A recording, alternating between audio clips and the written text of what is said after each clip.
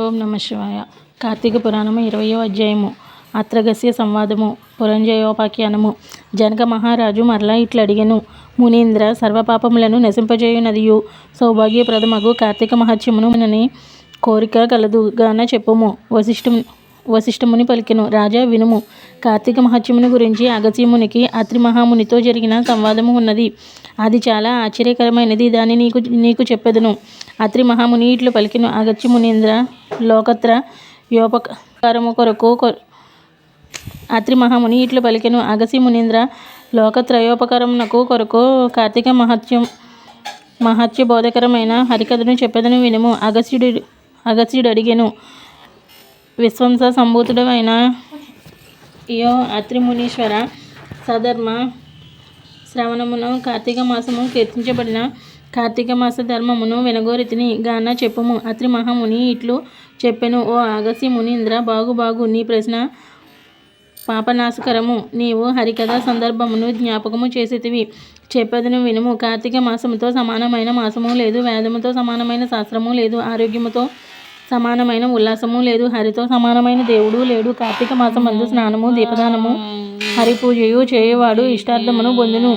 విష్ణు భక్తి వలన కలియుగమందు వివేకము, ధనము, యశస్సు, ప్రతిష్ట, లక్ష్మి, విజ్ఞానము సర్వత్రా విజయము పొందుదురు. ఈ విషయమును గురించి పూర్వ చరిత్ర ఒకటి కలదు. త్రేతాయుగమందు అయోధ్యాధిపతియు సూర్యవంశ సంభూతుడు పురంజయుడును ఒక రాజు గలడు. ఆ పురంజయుడు కొద్ది కాలము ధర్మ మార్గమందు ప్రవర్తించి తరువాత ఐశ్వర్యవంతుడై బుద్ధి నశించి దుష్ట పరాక్రమయుక్తుడై మహాసూరుడై సత్యమును శౌచమును విడిచి దేహ బ్రాహ్మణ భూములను అపహరించి బ్రాహ్మణులతో ద్వేషించి లోభియును హింసకుడునైన బంగారమును దొంగిలించి వారితో స్నేహము కలిగి ఇష్టుడై కూడియుండెడి వాడు.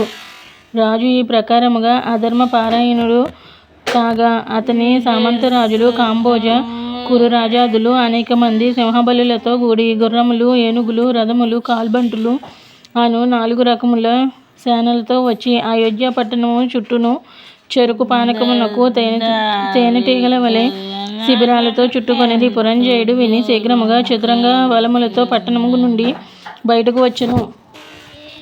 పురంజయుడు నారిని బిగించి ధనుర్బాణాలతో ధ్వజములతో స్వయం ప్రకాశమానమును అనేక దిగ్విజయములను చేసినదియు